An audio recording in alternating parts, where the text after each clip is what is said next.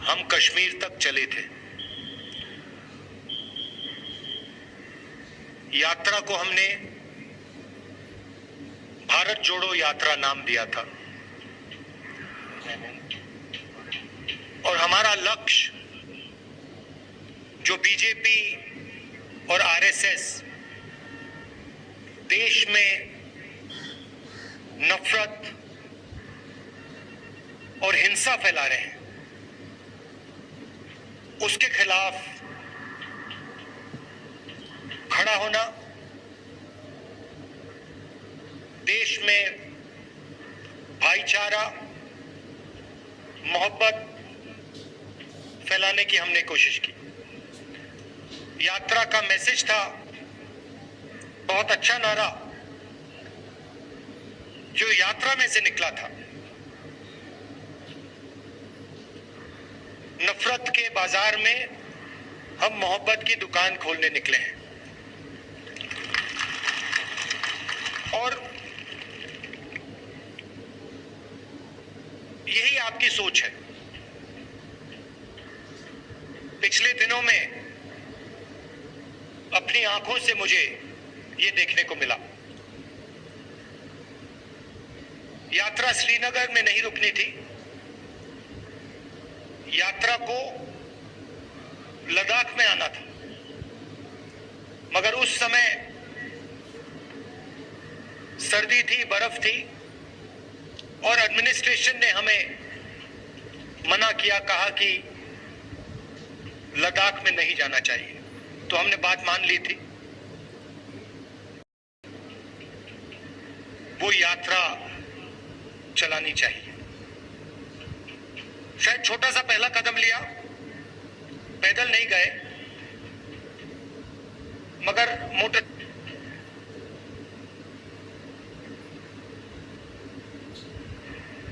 और लद्दाख के कोने कोने में मैं गया, लोगों से बात की, गरीब लोगों से, माताओं बहनों से, युवाओं से, और जो आपके दिल में है उसको समझने की कोशिश की। दूसरे नेता हैं, वो अपने मन की बात करते हैं। मैंने सोचा मैं आपकी मन की बात सुनूं।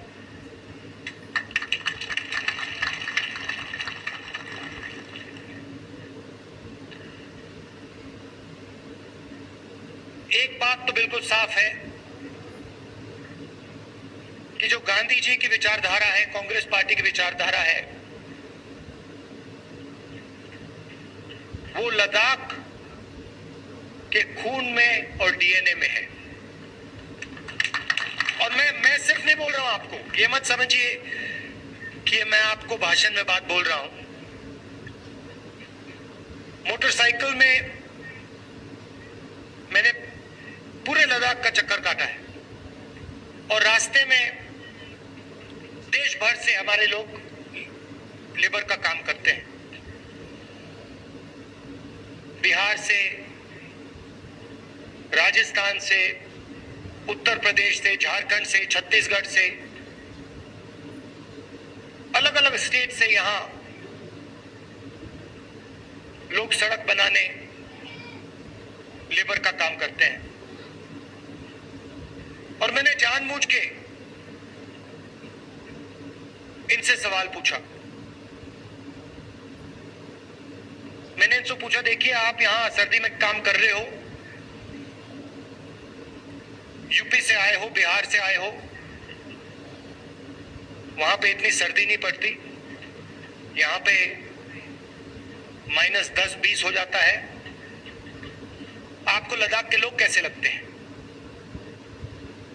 क्या आपको लगता है कि यहां आप अकेले काम कर रहे हो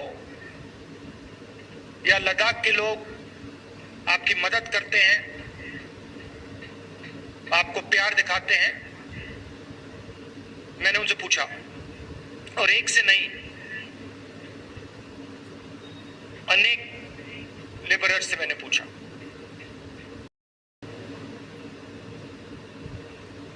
अपने घर से हजारों किलोमीटर दूर हैं, हमारा परिवार यूपी में है, बिहार में है, मगर लद्दाख में हमें ऐसा लगता है कि हमारा दूसरा घर है।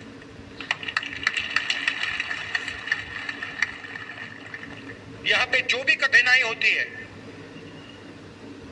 पत्थर गिर जाते हैं, चोट लग जाती है, सर्दी होती है, भूख लग जाती है, लद्दाख के लोग हमारी मदद करते हैं। और जब भी हम उनके पास मदद के लिए जाते हैं, वो एकदम हमारी मदद करते हैं। तो ये आपके डीएनए में है। आप एक साथ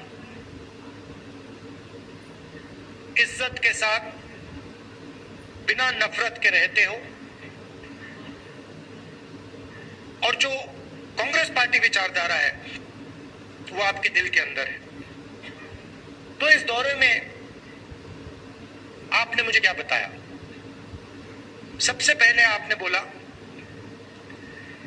कि जो आपका रिप्रेजेंटेशन होना चाहिए,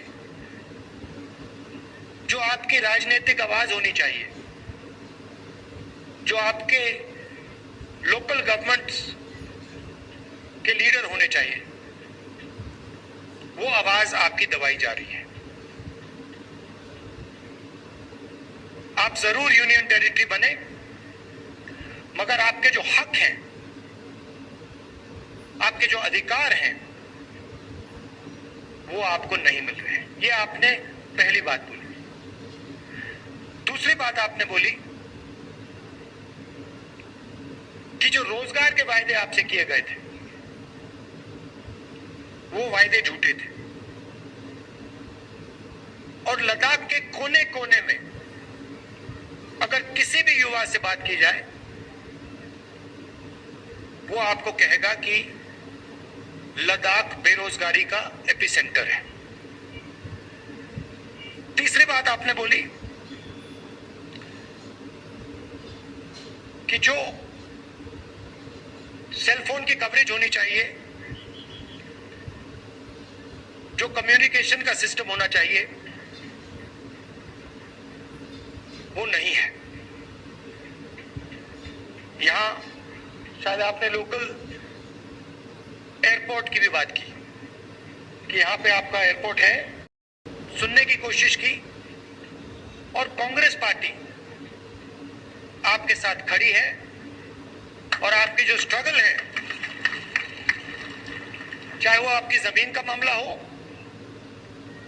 चाहे वो रोजगार का मामला हो, चाहे वो आपका जो कल्चर है, आपकी जो भाषाएं हैं, उसकी रक्षा करने की बात हो, हम आपके साथ एक साथ खड़े हैं।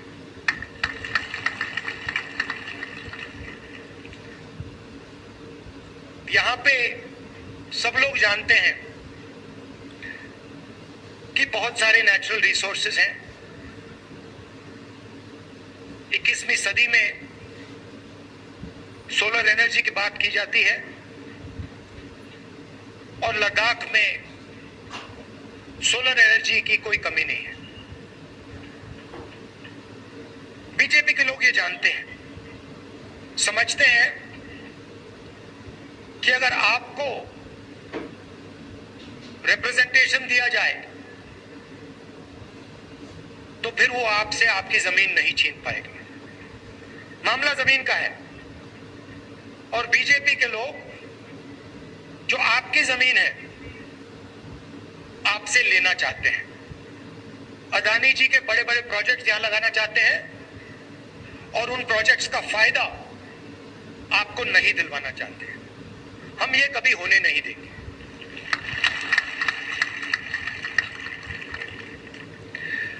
कांग्रेस पार्टी ने जो ले की एपेक्स बॉडी है, और कारगिल डेमोक्रेटिक अलायंस जो है, और इनकी जो डिमांड्स है, उनका हमने पूरा समर्थन किया है।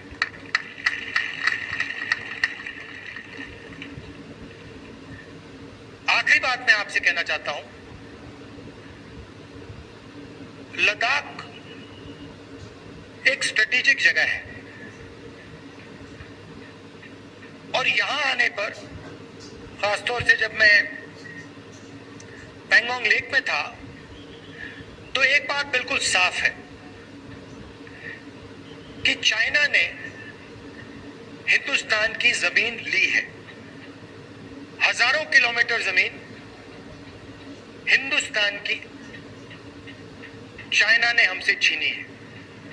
और दुख की बात है कि हिंदुस्तान के प्रधानमंत्री ने ऑपोजिशन की मीटिंग में कहा कि हिंदुस्तान का 1 इंच किसी ने नहीं लिया है। यह सरासर झूठ है। लद्दाख की जमीन चाइना ने हिंदुस्तान से ली है और प्रधानमंत्री जी सच नहीं बोल रहे हैं। और आपका जो रोल रहा है, खासतौर से कारगिल का रोल रहा है, उसके बारे में भी मैं कहना चाहता हूं। जब भी हिंदुस्तान को आपकी जरूरत पड़ी है, जब भी बॉर्डर पे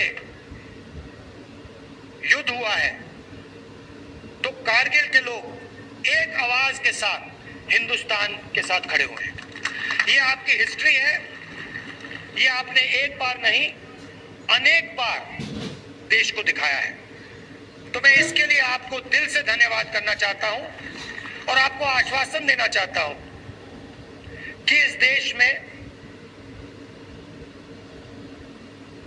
बहुत सारे धर्म के लोग हैं, अलग अलग जात के लोग हैं, अलग अलग भाषाएं बोलते हैं लोग। हमारे लिए सब लोग एक हैं और इस देश में सब लोगों को इज्जत से, मोहब्बत से रहना चाहिए। आप यहां आए, आपने अपना कीमती समय मुझे दिया, इसके लिए मैं आपको दिल से धन्यवाद कहना चाहता हूं। और अंत में कहना चाहता हूं कि अब मैं लद्दाख के चारों ओर घुमा हूं और शायद ये हिंदुस्तान की सबसे सुंदर जगह है। और यहां के लोग दिल से बात करते हैं, प्यार से बात करते हैं। इसके लिए आप सबको बहुत बहुत धन्यवाद। नमस्कार।